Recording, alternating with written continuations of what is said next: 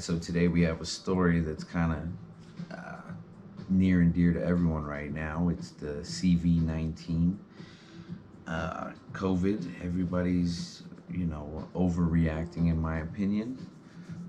Uh, some people are underreacting, and let me explain that in a minute. And when I say underreacting, I say in thought, in general, in just being an insightful human being. Um, I've been telling my friends that there's no way COVID shows up with the test.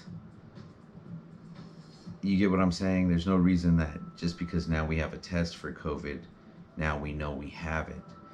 You get what I'm saying? There's too many cases already in the first 3 weeks of this thing of people who have had no contact with Chinese, had no contact with anyone, and they're describing symptoms starting in February.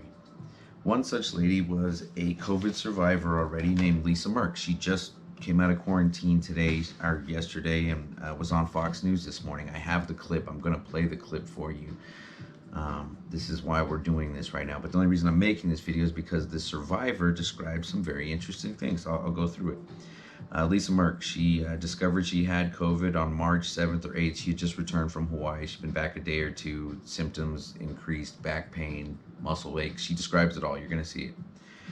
March 14th, the state epidemiologist, the state of Colorado epidemiologist, said that she contracted the COVID-19 virus in Colorado. Very interesting because she traveled on a plane back and forth. She's had unlimited contact with her husband. I expect that's full marital contact on a Hawaiian vacation and back. And he not showing, he's not testing positive. She is a nurse, so it's kind of interesting. So she came in contact with many people who believe they have the flu. And this is what I believe. I believe a lot of people who had the flu last year, myself included. I had a very bad flu a couple years ago, something like I've never had, and I never get the flu. Muscle aches, everything they're describing.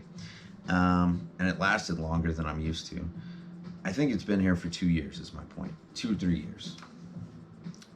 And this is why, because it didn't come from China. It didn't just show up here. The test kits just did. Think about this, people. The more interesting thing of the interview is she goes on to say that, she could be contagious. She's concerned with the CDC. Initially, they told her that she would take 2 tests after her 14-day quarantine. 2 tests would have to be taken. She was contacted by the Department of Health, and they told her that her quarantine would be moved down to 10 days and there was no test required. If she was feeling better, she's fine.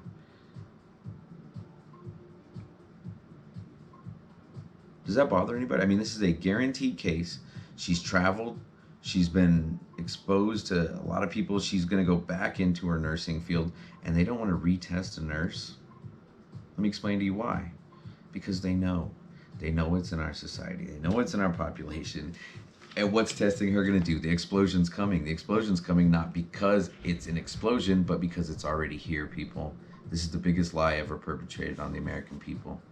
Watch the video. Tell me what you think in the comments. It's ironic that I saw this morning. I wouldn't make this video if I didn't have this survivor's claims to back me up, but here we are. Have a great day, guys. It's as good as it can be. It's very disturbing. Not the COVID, but the lie and everybody's reaction to it. And when you start shutting down Vegas and everything else, it's things that have never happened in my lifetime. It's more disturbing than I'm ready to accept. I'm very upset. All right, have a good day, guys.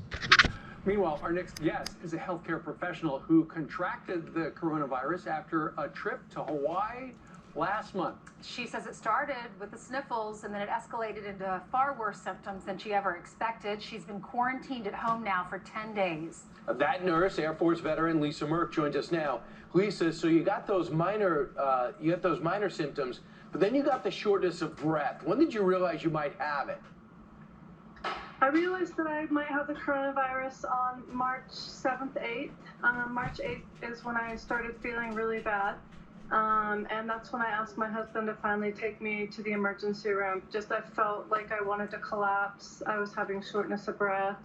Every time I stood up, I got really diaphoretic and sweaty, so I asked him to take me in, and I started having a little low back pain on both sides down by my lower rib area. Yeah. Did you think to yourselves, I've been, and the aches and pains started on the flight home from Hawaii. Did you think it can't possibly be coronavirus? I've been in Hawaii and it's not a problem there. Right, and we had a great time in Hawaii.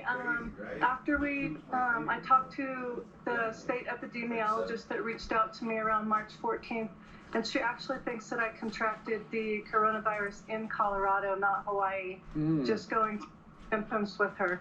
So you got it, and yet you're kind of young compared to those at risk. It seems like your symptoms are pretty severe compared to some other people your age that say, they didn't even know they had it until they got tested. Right. It just seemed like my symptoms kind of waxed and waned. Honestly, one minute I felt really bad, and then like my muscle aches. I had the muscle aches and pains. I had really bad joint pain, and then I started having the shortness of breath and the fatigue, and I was getting diaphoretic, and I had, little headaches. But then I might feel okay, but then finally on the 7th and 8th, that's when it just kind of started going more downhill. So, Lisa, how long did it last in total? And did doctors say once you've had it once, you won't be able to get it again? No, that's a really good question. I feel like my symptoms, like looking back at everything, I feel like it all started around February 18th, 19th. So, and I just started feeling better around March 14th. So I've had a long, it's been kind of a long progress. Those are the questions that I had, is about reinfection as a health provider, and all the stuff that I've read and some of the stuff that's on the news right now. It looks like you can get reinfected with it again, and I don't know how long I'm going to be a carrier. Yeah, I'm sure as a healthcare professional, you feel terrible that you may have exposed people on the airplane flying out and flying back. You didn't know. No, I didn't know, and that's the sad thing about this is, you're asymptomatic for a while. You don't know that you could possibly be spreading the virus, and as a healthcare provider, you never want to hurt anybody. I'm very diligent about cleaning my office, washing my hands. I have no idea where I picked it up, when, how, where. It's just baffling to me. When do you take the test to see when you go negative? So that's a really good question, because I was originally told that I had to do 2 COVID-19 tests after isolation, 24 hours apart. And then the public health department just called me and said I only need 10 days of isolation and I don't need to be retested. And so Really? that's where I'm really confused, because if I go back to work and I'm a carrier, am I going to be exposing patients? Right. So That's strange. Did anyone else in your family get it?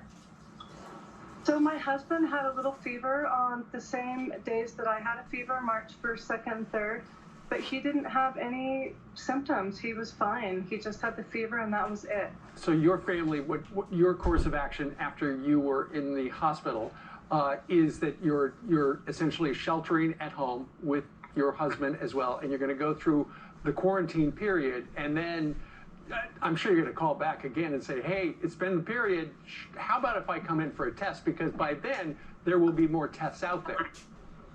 I hope so. I did send them an email yesterday, and they said that our quarantine was now 10 days instead of 14 days. So we actually get out of isolation and can go out into the public on the 22nd. And that's just really scary for me, too. It's, we live in a really small community, so I'm really worried about that. But I am worried about reinfecting anybody or reinfecting. How do you feel? Right now, I'm feeling good. I did some stretches this morning. I've gotten my energy back. I still feel a little nauseous, and I feel short of breath. So we got to go outside yesterday and just take a little walk down our alley. We make sure that we stay 6 to 20 feet away from everybody. But I'm still feeling a little short of breath, and when I talk and stuff like that. But overall, I'm getting much better and healthier. Okay. Every day, I feel stronger. Lisa Merck, thanks so much.